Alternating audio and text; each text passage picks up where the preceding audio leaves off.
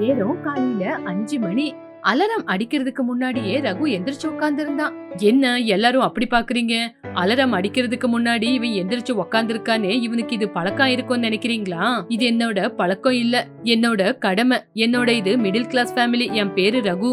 இது எல்லாமே என் பக்கத்துல நிம்மதியா படுத்து தூங்குற என் பொண்டாட்டி சுஜாதாக்காகவும், ஹாஸ்டல்ல படிச்சுக்கிட்டு இருக்கிற என்னோட பொண்ணான மீனாவுக்காகவும். எந்த மாதிரி கஷ்டம் வந்தாலும் நான் எதிர்த்து முன்னாடியும் கஷ்டப்படுவேன்.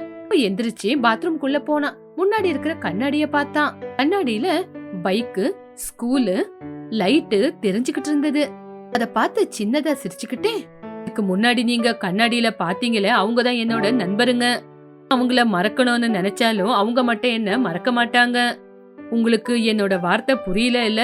பைக்குக்கு இஎம்ஐ கட்டணும், ஸ்கூல் ஃபீஸ் கட்டணும், கரண்ட் பில்ல கட்டணும். நான் காசு கொடுத்து வாங்கின விருந்தாளிங்க. நானே அவங்கள மறந்துட்டாலும் அவங்க மட்டும் என்ன மறக்கவே மாட்டாங்க. இதான் ஒரு மிடில் கிளாஸ் புருஷனோட நிலைமை. யாருக்கும் தெரியாத கவலை, யாரு முன்னாடி அழுக முடியாத கண்ணீரு, பிரஷரும் குறையாது, இந்த கண்ணீரும் யாருக்கும் தெரியாது அப்படின்னு நினைச்சுக்கிட்டு பாத்ரூம் கதவை சாத்திக்கிட்டான். சுஜாதா எந்திரிச்சு கிச்சனுக்கு போனா. அவன் ஃப்ரெஷ் அப் ஆகி ஹாலுக்கு வந்து உக்காந்தா. சுஜாதா புருஷனுக்கு டீ கொண்டு வந்து கொடுத்தா. இந்தாங்க டீ குடிங்க. சுஜாதா, நீ வச்ச காஃபி ரொம்ப நல்லா இருக்கு, எப்பவுமே நல்லா இருக்கும். நான் செஞ்சது காஃபி இல்லங்க. நீ செஞ்சது காஃபி இல்ல, இருந்தாலும் டீ குடிக்கும்போது காஃபி ஃபிளேவரா இருக்கு. இந்த வார்த்தையை கேட்டு சுஜாதா சிரிச்சுக்கிட்டு இருந்தா. ரகுவும் கூட சேர்ந்து சிரிச்சான். பொண்டாட்டிங்களுக்கு இந்த மாதிரி அடிக்கடிக்கு சின்ன சின்ன சந்தோஷத்தை கொடுத்துக்கிட்டு இருக்கணும். எங்க இன்னைக்கு உங்களுக்கு சம்பளம் ஆகுமா அப்படின்னு சுஜாதா நிதானமா கேட்டா. அதுக்கு ரகு, கண்டிப்பா சம்பளம் ஆகும் சுஜாதா, ஆகாம இருந்தா நான் சும்மா இருப்பேனா சிரிச்சுக்கிட்டே சொன்னான். அந்த சிரிப்பு முன்னாடி எவ்வளோ கடனுங்க, எவ்வளோ தலைவலி, எவ்வளோ கண்ணீர் இருக்குன்னு அவனுக்கு மட்டும்தான் தெரியும். சுஜாதா, நான் பேப்பர் போட போறேன், நீ கதவை சாத்திக்கோ. எங்க பேப்பர் போட்டுட்டு சீக்கிரமா வந்துருங்க, ஆபீஸ்க்கு போனோம். சரி சுஜாதா அப்படின்னு அங்கிருந்து கிளம்பி போயிட்டான். சுஜாதா வீட்ல புருஷனுக்காக சமையல ரெடி பண்ணா, வெளியில ரகு பால் போடுறது, பேப்பரை போடுறதுன்னு வேலையை செஞ்சுக்கிட்டு இருந்தான். இப்படி திரும்பி வீட்டுக்கு வந்தவன் ஆபீஸுக்கு ரெடியானா. சுஜாதா அவனுக்கு டிஃபன் பாக்ஸ கட்டி கொடுத்தா. சுஜாதா, நான் ஆபீஸ்க்கு போயிட்டு வரேன். ஏங்க நீங்க ஸ்கூட்டர்ல போலாம்ல, எதுக்குங்க பஸ்ல போறீங்க? சுஜாதா, நான் எதுக்காக ஸ்கூட்டரை வாங்கினேன்னு உனக்கு தெரியும் தானே? என்கிட்ட தான் பாஸ் இருக்கே, அந்த பாஸ்லயே நான் பஸ்லயே ஆபீஸுக்கு போயிடுவேன். எதுக்காக கவலைப்படுற? அதுல அர்த்தமே இல்ல. சரிங்க, நீங்க பஸ்லயே போய் பஸ்லயே வாங்க. இப்படி 1 hour பஸ்லயே டிராவல் பண்ணி அவன் ஆபீஸுக்கு போனான். ஆபீஸுக்கு போன உடனே அவன் மூஞ்சில ஒரு சின்ன சிரிப்பு. அந்த சிரிப்பு அவனோட தேவைக்காக வர சிரிப்பு. பாஸோட கேபின் முன்னாடி ஃபைல புடிச்சுக்கிட்டு நின்னுகிட்டு இருந்தான். இருந்து சத்தமா கூப்பிட்ட ஒரு குரல், ரகு உள்ள வாங்க. பாஸ் கூப்பிட்ட உடனே உள்ள போனா. ஏசிக்கு அவனுக்கு குளிர் வரல. அந்த வார்த்தையை கேட்டு குளிர் வந்தது. உங்களுக்கு கொடுத்த அந்த ஃபைல கொடுங்க. ரகு எதுவுமே பேசல. பாஸுக்கு புரிஞ்சு போச்சு. ஓ, நான் கொடுத்த ஃபைலோட வேலை முடியலையா? அப்ப கூட ரகு பேசாம நின்னா. கை நீட்டி சம்பளம் வாங்க மட்டும் முடியுதா? இப்படி கொஞ்சம் சத்தம் போட்டு திட்டுனா. இப்படி சொன்னாலும் ரகு மௌனமா தான் இருந்தான். அவனோட பாஸ் எப்பவுமே ரகுவை ஊசியால குத்துன மாதிரியே தான் பேசுவாரு. பாஸுக்கு ரகு நின்னுகிட்டு இருக்கிறத பார்த்து கோவம் வந்து கோவத்துல வாய்க்கு வந்த மாதிரி திட்டினாரு. ஆபீஸ்ல இருக்கிறவங்க எல்லாருமே ரகுவை பார்த்து சிரிச்சுக்கிட்டு இருந்தாங்க. என்னப்பா ரகு, எப்பதான் இந்த ஃபைல கம்ப்ளீட் பண்ணுவ? அதையாச்சும் சொல்லுப்பா. சார், சாயங்காலத்துக்குள்ள இத கம்ப்ளீட் பண்றேன் சார் அப்படின்னு சொல்லி ரகு கேபின்ல இருந்து அவனோட சீட்டுக்கு வந்தான். அவன் பக்கத்துல இருக்கிற சந்திரா அவனை பார்த்து கேட்டான். டே ரகு, எதுக்குடா எப்ப பார்த்தாலும் பாஸ் கிட்ட இப்படி திட்டு வாங்குற? உன்ன மாதிரி இருக்கிறவங்களுக்கு தான் இது திட்டு, ஆனா எனக்கு இது பெருமையான விஷயம். என் வேலை லேட்டு, என்ன ஏது என்ன காரணம்னு யாரும் கேட்க மாட்டாங்க, ஆனா அந்த காரணம் ஃபைல்லயே இருக்கும். ரகு, எதுக்குடா பாஸ் கேக்கும்போது எதுவுமே சொல்லாம மௌனமா நின்னு இருந்த? மௌனமா இருந்தா பிரச்சனை தீந்துரும், எந்த பிரச்சனையும் வராது அப்படின்னு சிரிச்சுக்கிட்டே சொன்னான். அந்த வார்த்தையை கேட்ட உடனே சந்திரமும் எதுவுமே பேசல. இப்படி லஞ்ச் டைம் கூட வந்துச்சு. ஃபைல் கம்ப்ளீட் ஆனதுக்கு அப்புறம் பாஸோட கடைசி வார்த்தை, ரகு நீ ஒரு ஹார்ட் ஒர்க்கர், ஆனா ஹார்ட் ஒர்க்லயே வாழ்க்கையை நடத்த முடியாது. அந்த வார்த்தை பாஸோட அட்வைஸ் அல்ல, அது எச்சரிக்கை அப்படின்னு அவன் புரிஞ்சுக்கிட்டான். பாஸ் கொடுத்த சம்பளத்தை எடுத்துக்கிட்டு ரகு வீட்டுக்கு வந்தான். சுஜாதா சிரிச்சுக்கிட்டே நின்னுகிட்டு இருந்தா. அந்த சிரிப்பை பார்த்து எல்லாத்தையும் மறந்துட்டான். சுஜி, உன் சிரிப்பு மூஞ்சி பார்த்தாலே போதும், என் பிரச்சனை எல்லாமே தீர்ந்துடும். என்னோட கண்ணீரு கூட ஆனந்த கண்ணீரா மாறிடும். நான் இருக்கிறதே உங்களை சந்தோஷமா வச்சுக்கிறதுக்கு தானங்க. சம்பள பணத்தை சுஜாதாவோட கையில கொடுத்தான். எங்க நாளைக்கு ஞாயிற்றுக்கிழமை, நீங்க ஃப்ரீயா இருக்கலாம். சுஜி, ஞாயிற்றுக்கிழமை அப்படின்னா ஃப்ரீ இல்ல. அது சொந்தக்காரங்க வீட்டுக்கு வர நாள். ஆமாங்க, நம்ம யார் வீட்டுக்கான போறது, இல்லனா சொந்தக்காரங்க நம்ம வீட்டுக்கு வர்றது. வீட்டுக்கு வர சொந்தக்காரங்க நம்ம கொடுத்ததை சாப்பிட்டு போறாங்களா, இல்லையே வாய்க்கு வந்த மாதிரி பேசுறாங்க. என்னப்பா ரகு, இன்னும் உனக்கு இதே சம்பளம் தானா? இன்னும் ப்ரமோஷன் எதுவுமே வரலையா? இன்னும் உனக்கு எந்த ப்ரமோஷன் ஆகலையா? ஒரு கார் கூட உன்னால வாங்க முடியலையா? இப்படி வாய்க்கு வந்த மாதிரி கேக்குறாங்க சுஜி. அதுக்கு தாங்க அவங்க சொந்தக்காரங்க நம்ம 2 பேரும் புருஷன் பொண்டாட்டி. என்ன ரகு, உன் பொண்டாட்டி கழுத்துல நகை குறைவா இருக்கு, உன் குழந்தைய எதுக்காக நீ இங்கிலீஷ் மீடியம்ல சேர்க்கல? இன்னும் எந்த ஒரு வசதி வாய்ப்பு இல்லாத அதே பழைய வீட்டுல தான் இருக்கிறியா? இப்படி வந்த சொந்தக்காரங்க கேட்கும்போது என் வாயில இருந்து ஒரு வார்த்தை கூட வரமாட்டேங்குது சுஜி. அதெல்லாம் நினைச்சு கவலைப்படாதீங்க, அவங்க பேச்சு எப்பவுமே அப்படிதான். சுஜி, என்னோட சம்பளம் குறைவா இருக்கலாம், ஆனா எனக்கு பொறுப்புங்க அதிகமா இருக்கு. வார்த்தையை கேட்டு அவ மனசுக்குள்ள கர்வம். அது போதங்க எனக்கு.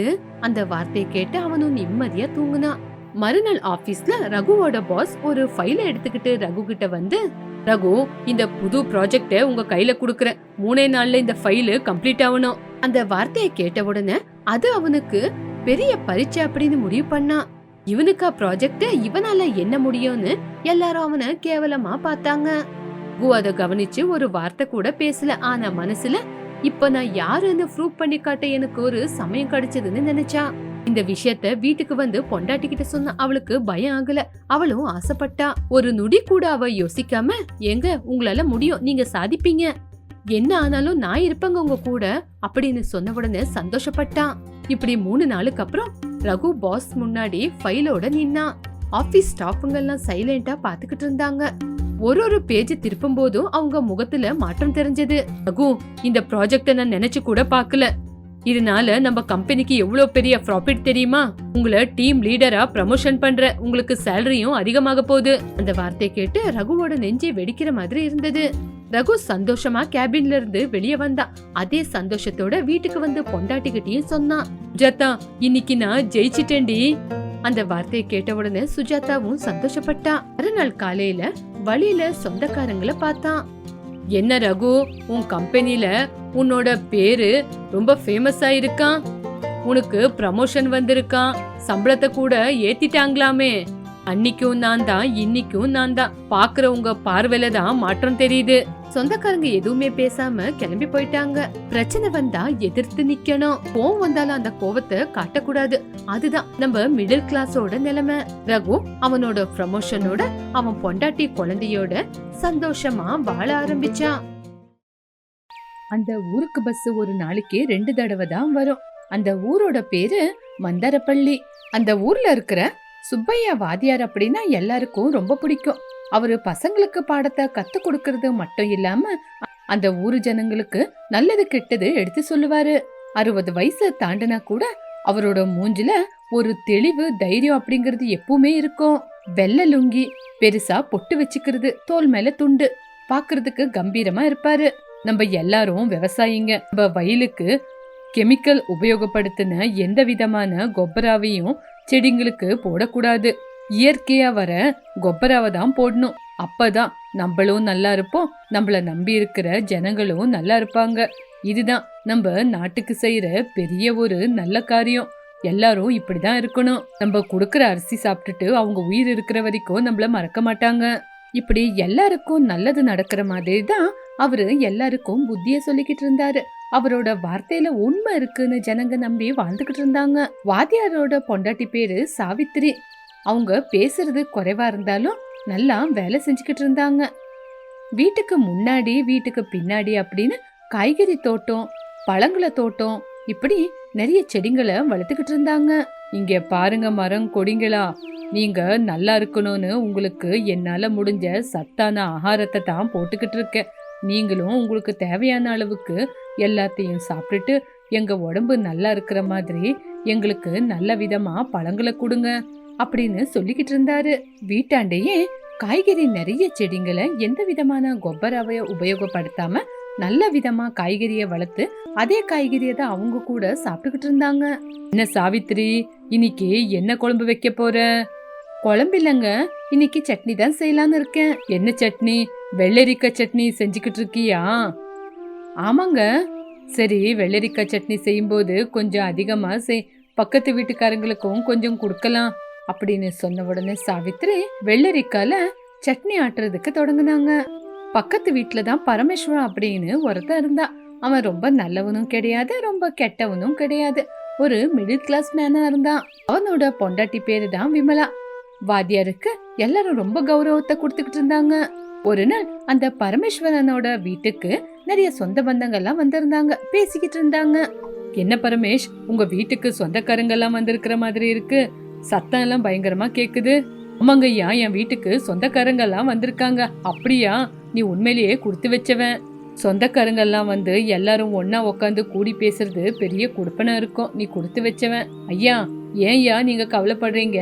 அந்த அதிர்ஷ்டம் உங்களுக்கு கிடைக்கிற மாதிரி கண்டிப்பா செய்யறேன் அப்படின்னு பரமேஸ்வர் அவன் வீட்டுக்கு வந்த சொந்தக்காரங்களை அந்த இடத்துக்கு வர வச்சுட்டான்.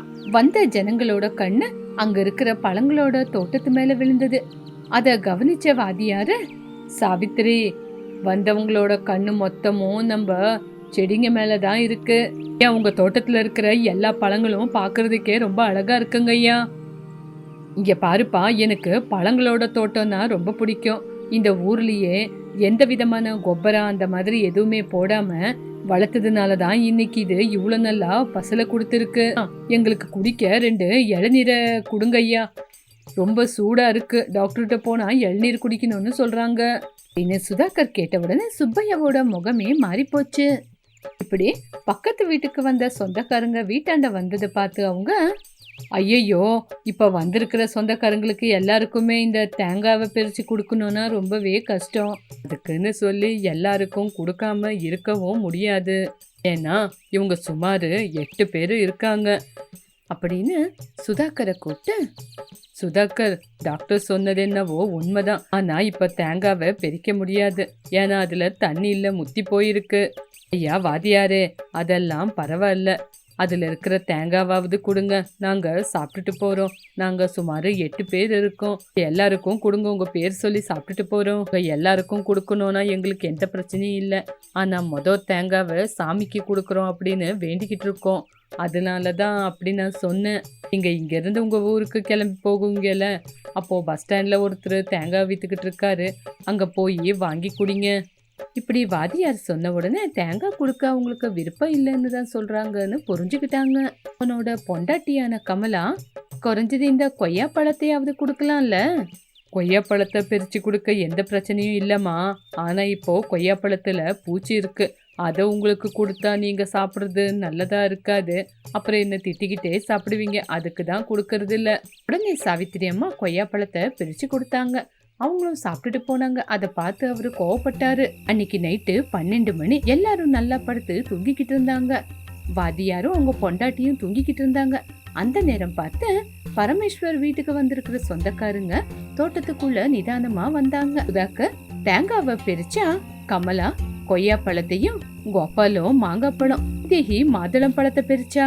இது எல்லாமே சத்தம் இல்லாம தான் நடந்தது. இந்த மரங்க மட்டும் எல்லாத்தையும் பாத்துக்கிட்டு இருந்தது. பேசுறதுக்கு தான் வாய் வராதே. மறுநாள் அதிகாலையில சுப்பையா மாஸ்டர் எந்திரிச்சு வெளியே வந்து பார்த்தாரு. அவரு நெஞ்சே வெடிக்கிற மாதிரி இருந்தது. ஏன்னா செடிங்கள்ல பழங்க இல்ல, தேங்காய் மரத்துல தேங்காய் இல்ல, மாங்காய் மரத்துல மாங்காவும் இல்ல. எல்லா மரமும் பழங்களே இல்லாம காலியா இருந்தது.